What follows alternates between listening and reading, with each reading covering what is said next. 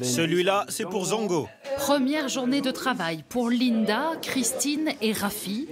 Objectif, préparer des biberons XXL pour de gros bébés de plusieurs centaines de kilos. Voici le lait. Dedans, il y a de la moringa et de la poudre de noix de coco. Des protéines, de la matière grasse et du porridge. Allez, secoue bien. Le repas doit être servi tiède quelques minutes plus tard dans la savane. Un rendez-vous très attendu par les éléphantos et les volontaires.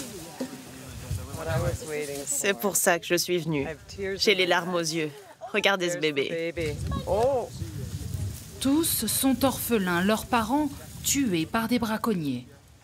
Approcher les animaux à ce point est un privilège réservé aux volontaires. C'est la première fois que je vois des éléphants si jeunes. Et j'ai le sentiment d'avoir un peu contribué à les aider. Alors que quand on est touriste en safari, on voit les animaux de loin et depuis une voiture.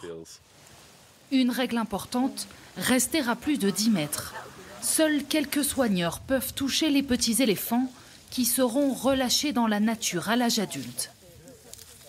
S'ils s'habituent à la présence des humains, ils vont se faire tuer par le premier braconnier venu dans quelques années, parce qu'ils n'auront peur de rien et iront vers n'importe qui, même si cette personne a un fusil. Donc je veux qu'ils gardent un esprit sauvage.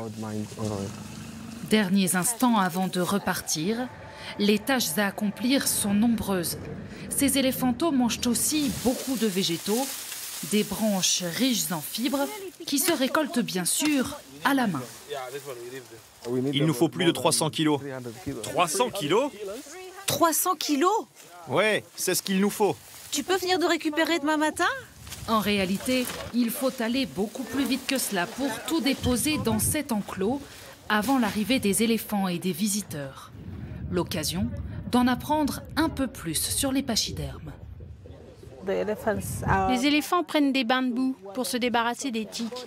Et avec la chaleur qu'il fait la journée, ça permet aussi de réguler leur température corporelle. Une fois par jour, il faut aussi nettoyer l'enclos des éléphants. Et c'est encore le travail des volontaires. Venez ici. Maintenant, il faut retirer tous les crottins. C'est ici que les éléphants passent la nuit, en sécurité. Pour les volontaires, ce sera un camp de base à quelques kilomètres de là. Chaque soir, Christine rédige son journal de bord. À 74 ans, les journées bien remplies ne lui font pas peur. On est parti à 6 h hier matin et on est rentré à 17h30. Donc, c'est prenant. On ne s'arrête jamais, mais ce n'est pas un boulot très difficile. Les volontaires ne sont pas rémunérés, au contraire. Linda a payé 2 500 € pour cette aventure. Elle en rêvait depuis des années.